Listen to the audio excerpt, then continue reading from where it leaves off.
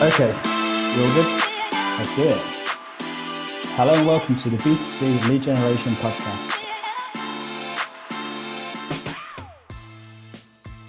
You're listening to the B2C Lead Gen Podcast. My name is Daniel Whitwell here with Simon Delaney, and this is episode 87, Go Big, Go Niche, or Go Home. And the idea behind this pod is pretty simple. We're going to look at the importance of brand power in lead generation, and also look at strategy and the options you have for using brand to maximize performance, however big the brand is.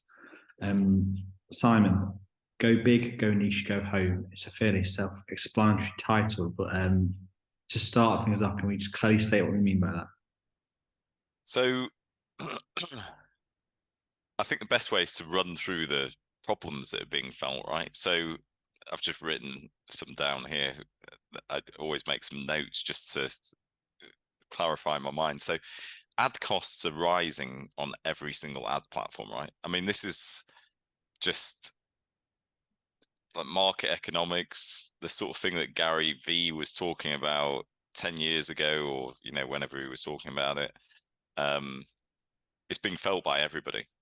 All the major ad platforms are just more expensive. As we know, big companies have a natural advantage on ad ROI. They basically have to spend less to get more. Smaller companies don't. So lead generators or very small companies with zero brand or brand awareness and no positioning, no differentiation are really feeling it. Like, you know, they're making decisions like to run to TikTok because the ad costs seem down, but really all you're doing at that point is kicking the can down the road. Just, you know, the same problem will occur there shortly, I'm sure. You know, we've seen things like people say, I don't know, to get around different ads is basically generate sort of lower intent leads or leads with a different vertical, which potentially could be a lower ad cost than what you're really generating leads for, and then nurture them. Again, it's just kicking the sort of can down the road, and especially if you're not then building a brand on the back of it, because, you know, you're not building any sort of relationship at all. And really, like, you know, what this takes is sort of what we all know about the ad platforms and realizing it, which is all the money is like where the sales are made, right? All the money is hidden in brands, and all the ad platforms want that money. Now, anyone else in between is actually just standing in the way of those ad platforms making more money. Effectively, you're a middleman, and most ad platforms are getting far easier to use. It's becoming much more creative led, which again, big brands tend to, you know, do pretty well with anyway. They might not have like a particularly great media buying team, but if it's now down to like content design, copy, you know, they can sort a lot of that out. So what you've got to start to think is, okay, we're in quite a vulnerable position if you're a small company, a lead generator, agency, sat in the middle of this.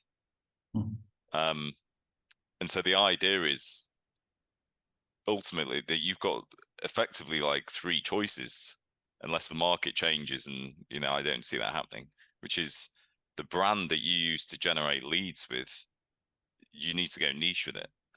So you need to fill an underserved market, or you need to differentiate yourself and position yourself to a saturated market really clearly, so that you can just appeal to a specific audience and dominate that area. This is what's going to bring your ad costs down. You're effectively just becoming a big brand in a really small segment. That's one option. The other option is go big. Basically, you have to spend your way out of trouble to become a big brand, which is what big brands do anyway, right? Which would just mean huge investment, or, you know, money from somewhere to build a brand. And the other is, you know, go home. It's like, well, just gonna have to stop doing it. Like, it's pretty self-explanatory. And that, you know, this reminds me. The thing is, this is a theory I've got, right? And I've discussed this with people, and the theory is based on lots of discussions I have with people, looking what big brands are doing. I speak to big brands that buying leads and generating leads. We work with a lot of lead generators as well, and I discuss with them their pain points and things that they're feeling. So it's coming from a sort of researched point, but it is a theory, which is I don't see this changing. I just see it getting worse. And so whatever you do now is the thing that's, you want to be thinking a year in advance. So it's a bit like the demise of the dinosaurs.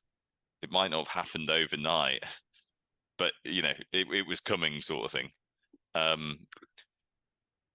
So for me, it's this like realization, like we are potentially going to have to be doing something. We can't just keep knocking up, if you're a lead generator, a life insurance page, putting it on PPC, Facebook, whatever. Even if you get the ads signed off and they're all FCA and ASA regulated, you've got an authorized representative coming on. Basically, you're just going to be paying more than the company you're selling leads to would pay by running it under their own brand. And that's just going to keep getting worse and worse and worse. So let's just say we're going to take the go home option off the table. I don't want anyone to listen to this podcast and decide to give up. So let's rule that out. Only at the end of the working day. And for the time, I mean, if you're a big brand listening to this, I suppose there's some things you can consider to capitalize upon it, but we'll touch upon that later. And let's assume that people listening aren't going to get massive investment overnight. So that leaves most people listening to this with the option of going niche. And that can either be a small brand who thinks they can niche down into a market, or it can be a lead generator who needs to build their own brand. But like in practical terms, what does that actually mean, like going niche? Because some people might just think it means, like you said, just knocking up random pages in a specific vertical, but it's more than that, right? It's actually developing the brand within that niche. I think that's what we need to sort of clarify. Yeah. I think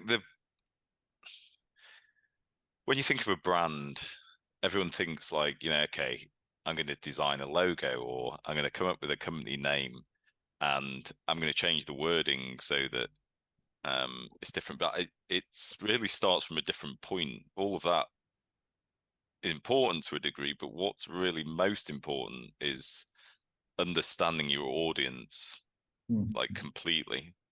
And it's from that you really develop a brand and dig into a niche. So we keep mentioning life insurance just because it's a very saturated market. There's a lot of companies that generate leads in the financial services market. It could be equity release, it could be life insurance, whatever. Like, you just don't see anybody. We talked about Tom in the past on another podcast with like this idea of building a branding thingy. I mean, Dead Happy is another good example of building a brand. I mean, there's so few and far between these companies that have really sat down and thought, like, how can we really differentiate ourselves to appeal to like a very specific audience so we're going to be memorable. And when they think of life insurance in this instance, they think of us. And it's the reason is it's just difficult, right? It's really difficult. You've got to pull yourself off the hamster wheel of just constantly trying to generate leads to bring money in, to really sit down and think, who is the audience that I feel I could resonate with the most? What is it that I can do to actually understand them fully, so that when they see my marketing material and look at the brand we've created, it just appeals to them completely. It's difficult. This is like marketing, right? This is like the pure essence of building a brand and marketing it, and it's getting out of like this paid media hamster wheel and really understanding how to appeal to people, but then using paid media to obviously continue driving it. But the benefits are huge. Your ad costs come down. Your audience, your targeting, everything becomes like really clear. You're no longer, you're in a competition of one. It's you that's just defined by the audience that you're targeting. And you become the brand. You become the source that audience actually wants to deal with. And that's really, if you're sort of going to build a brand in a niche, is what you need to be thinking about. I think the idea of going niche can be quite scary to a lot of people, especially people I've spoken to, sometimes, because there's this fear that you're leaving money on the table. Do you know what I mean? If you're sort of narrowing your market, you feel like there's this perception. Yeah, but what about all those other people who could potentially be leads? You know, it's almost like a instinctive reaction to them. So for anyone listening who's thinking, like, I can't afford to go niche because it's too small, or it's, you know, I'm leaving this, and this, like, how do you what would you say to those people? It's actually the reverse, which is you're leaving money on the table by not doing. I mean, I don't really know what better way I can put it, which is you're appealing to no one by trying to appeal to everyone. And so, yes, I mean, it's the same in like B2B SaaS, right? It's the same sort of thing. By trying to appeal to everyone, you just appeal to no one. And so, yes, you might think it's scary, and yes, you might think the volume's there, but all you're paying for is like your ads to be shown to a bunch of people that don't care. And that's what you need to change, which is, you know, you need to, I get it's scary, but it's, I just don't understand. I don't know what else you'd do. I assume this fear is prevalent because not many people are doing it, so there must be you know. Yeah, but I mean, they're all the ones that do it. Like, you know, we've discussed this before. It's just, all I see is like huge upsides and success. Like, it's just, that's all there is. But to play devil's advocate, maybe there's loads of people who tried to do this and failed because it's difficult, or like, you know, it's too hard work. I don't know. Yeah, it could be. Yeah, but I suspect not, because I think that again, everyone's sort of on this hamster wheel of generating leads, and that's fine because you've got to keep the revenue coming in. But, you know, work on something else while you're sort of bringing that down. The fear of going niche. Do you know what? Because I like opening the kimono and being completely transparent, as we always try and do in B2B SaaS, and there's a lot that B2C can learn from B2B and vice versa. And, you know, we are like heavily involved in both because obviously we have a software company, but it just so happens our software company services B2C companies that are buying and selling leads, brands and lead generators and agencies. I feel this pain, which is we have customers in specific like segments that I sometimes think that, you know, we sort of know they're not right, but I have a fear, which is that those current customers or ones that potentially look like them, you know, how is that going to affect our relationship with them? And so it's a fear that you obviously need to get past in this B2B sense, but there's a massive difference in this. And that is they're already a customer and you have a relationship with them. What we're talking about is a lot of the lead generation entities have zero relationship with any of the leads that they generate. It's literally like, you know, one-hit wonder. And I mean, that's a massive part of the problem, right, as well. It's just like, that's really leaving a lot of money on the table. So there's no relationship there. Like, they don't have a relationship with anyone. Or the only relationship is with the ad network that's showing a bunch of ads and converting to a lesser and lesser degree and costing you more and more money. So it's the same, that the fear is like completely different because there's, you know, it doesn't impact anything other than that, like, you know, immediate niche that you have to go into. It's interesting. I think, as you said earlier, like being stuck in this hamster wheel as these costs are rising. It's almost like in this labor analogy, it's going to keep getting faster and faster to the point where they can't keep going. But at a certain point, they've got to get off and build the brand, like you say, to develop the relationship. And what's interesting is it's almost like short-term pain getting off that hamster wheel and putting the effort into them, maybe seeing revenue drop briefly whilst it's sort of developing this brand. But in the long run, they'll be the ones who come out the other side when they're, you know, inevitably they rise to the point of not being able to compete and continue. And one of the brands that wants to come out the other side with something else which they can rely on. Yeah, and I think it's the short-term mindset of the whole thing in the first place, which is probably determines the ones that will come out the other side or not. I literally speak to people every day that say, you know, I have a guy I've known for quite a few years who just says to me, lead gen doesn't work anymore. He's messaged me the other day, and I was like, what do you mean? And he went, it's just, it's no one wants to pay us X amount. It's costing us too much. And what his response is, lead gen doesn't work. It's not. It's not that lead gen doesn't work in a BC setting we're talking about. It's that it doesn't work like it did, because basically we've lived under an era of really cheap traffic, of being able to drive huge amounts of traffic to like non-existent brands and use, certain CRO techniques and, other things on ads and landing pages. And it just it just is diminishing now. It just isn't, it's not something that you're going to be able to rely on anymore.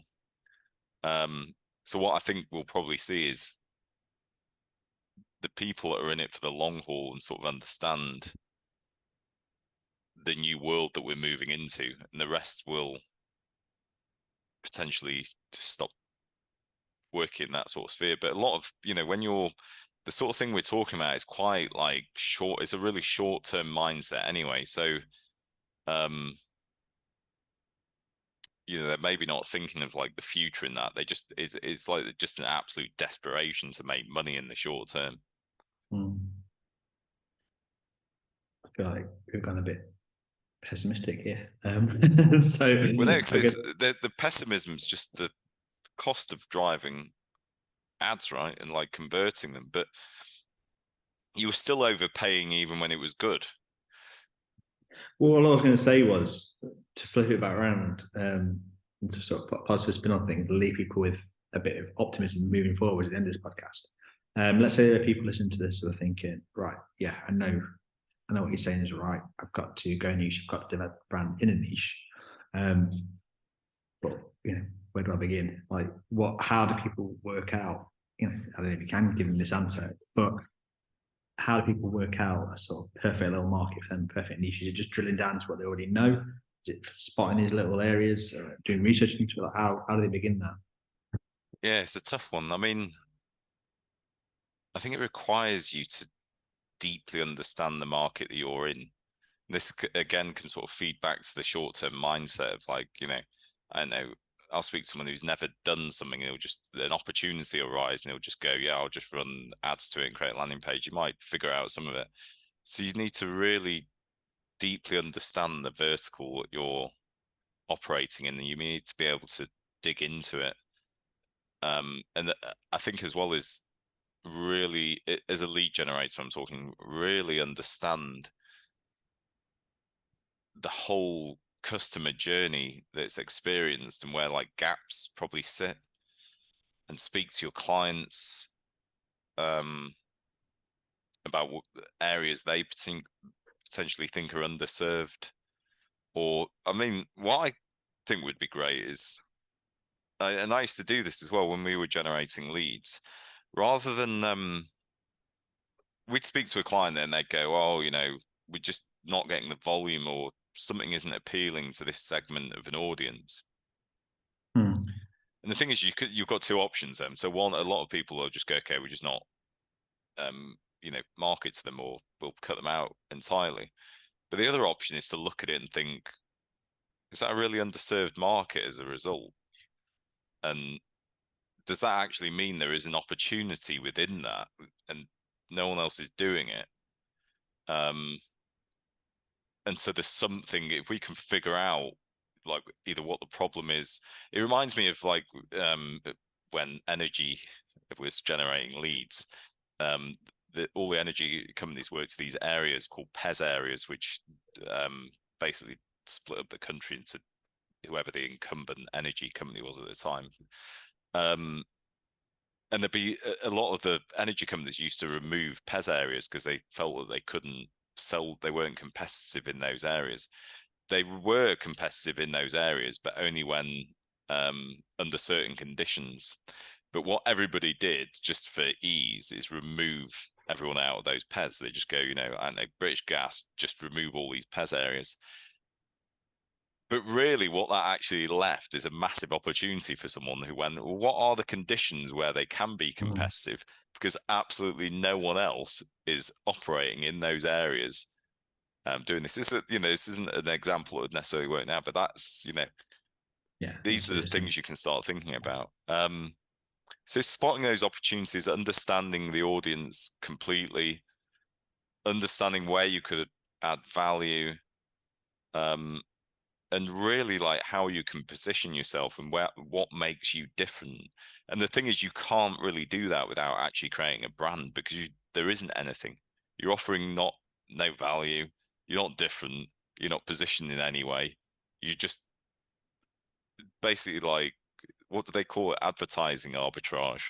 That's what Bruce Cook called it. Yeah, he did. Yeah. It's just, you're basically transferring someone's data from one place to another. There's no magic in it. This all comes back, and Bruce, I actually posted Bruce's quote today because I thought it seemed appropriate to kind of revisit that. It all comes back to this idea of progressing from the old way of doing lead gen to this new way of doing lead gen. And it's like you were saying, it's the old way maybe was more valuable, or because it costs a lot less. But now you've got to think about building that brand, and it's almost like the biggest lead generators, people that are succeeding, are the ones who are doing that now. And yeah, Bruce was LendingTree was a great example of someone who invested in the brand over just simply buying those leads, and yeah, definitely came out the other side, having done that. And the thing is, LendingTree went down the route of spending big, right? They didn't go niche, as far as I know. I think they got massive investment and spent their way into being a big brand. But I just don't see any other way. Like, I genuinely, like, these ad costs on, this is, I don't think this is a dip in the market. This is just the back end of COVID. The brands started realizing advertising in different ways, started moving their budgets. Costs of everything are going up. And so you might be able to carry on for a bit, but eventually this is just going to get really tough. But the thing is that, when we're saying it sounds pessimistic, we're just being pessimistic about an old way of doing things. There is another option. That's the point, is, and what we're talking about, there is another clear, really defined way that you can actually get yourself out of this and get your ad costs down, start to build a relationship with consumers, create a brand that companies actually want to work with and respect, and whatever else. And once you do this, you start getting organic traffic. Let's bear in mind, all you have to look at, the market is, there's so many middlemen. All comparison sites are middlemen. All those car companies are middlemen. Think of like Auto Traders. They're all people that effectively are a bit like lead generators. They've sort of moved from it in a lot of cases to fulfilling the actual sale. But most of them are lead generators, just massive lead generators. Amazon, to a large degree, is a lead generator. But the thing is, they've all got one thing in common, which is they've all got great brands that resonate with people, that they find value in. Like, it's just really clear and obvious to me. This is what needs to happen. I was going to say, I think it'll be interesting, because I think there were two types of people listening now. People who maybe feel a little bit deflated by some of the things we discussed there. And then the other side, people who see opportunity and are actually really excited by what we've discussed. And if you listen to this, work out which one you are. And if you're the latter, stick with us and listen to a podcast. We're going to explore this even more, I guess. Well, I think one of the big things, so because I see this, right, and I watch like the market of what people are saying and things, and all I see to combat rising costs on ad platforms, increased regulations, especially in stuff like financial services, are tactics to try and get around it. I see short-term tactics that keep getting mentioned. There's two, which is like run to TikTok. It's cheap. Yeah. I can guarantee it's like a moment in time. It's like, it's like the seasons. It's gonna get cold here. Summer only lasts for a while. So Just a TikTok one. yeah, it just furthers this really short-term mentality. The other is like this idea of create lead magnets under like a specific vertical to bring leads in. Something to do with like saving costs, let's say, like, I don't know, energy. So you run an ad with just like an email form, and say, oh, we've got 10 ways to help you save money on your energy bills. We'll deliver the PDF to you and you put your email address in here or whatever, put it in. And actually it's a ruse to then, because that they're interested in saving money, start hitting you with financial services stuff. But what you don't have to do is run the financial services ads on the ad platforms. So it gets around the FCA regulation from an ad perspective, because then you can just say whatever you want on the ad to get like massive increase in. And the ASA stuff only relates to the stuff because then they're inside your marketing funnel and you can push stuff out to them. But the FCA and ASA stuff still applies post capture. But also, how many of those people are you actually going to convert? You're going to have to build one hell of a relationship with them where you suddenly go, yeah, gotcha. Like suddenly would now, you do it from the same people? Or would you do it under like a guise of another brand, or like how how would that work? Not asking for tips, but I'm just yeah. I mean, how it works. well, if you were going to do it and you really tried to get it to work, you'd do it under the same brand, wouldn't you? Because you'd be like, well, here we come with some other money saving hints, like tips, and tricks. Brand. Yeah. So from that perspective, it could be reasonably good. But I'd imagine that you're not going to get a massive amount of conversions from it. It's a cheap way to get data in, but then you still have to build a relationship with them enough. We all know what email open rates are like, or, I don't know, if you get a telephone number and start it via text, maybe. So that's one way. That's another tactic people are using. The sort of old style lead magnet. I mean, this is stuff that people used to do 10 years ago, to get data in cheaply, to then start sending messages out, because everything was driven on a CPM basis. So you get a low end CPM on the front end and then monetize the life out of it at the back. It's exactly the same technique, but just like everything that goes in cycles, it's now being re-explored as a way to get around things and generate a lead cheaply. But again, it's just a short-term tactic, right? It'll get there'll be something that, Exactly. And hitting on that, just to sort of go back to that TikTok point, because I just see it all the time at the moment. Like even like big companies saying, like, jump to TikTok is the way to go. And it's like everyone's talking about it as if it's almost like, this new era is kind of unicorn data or whatever. It's just another ad platform. Yeah. In the short term, you might be able to continue things, but it's incredibly naive to not think at a certain point TikTok is going to increase their prices too.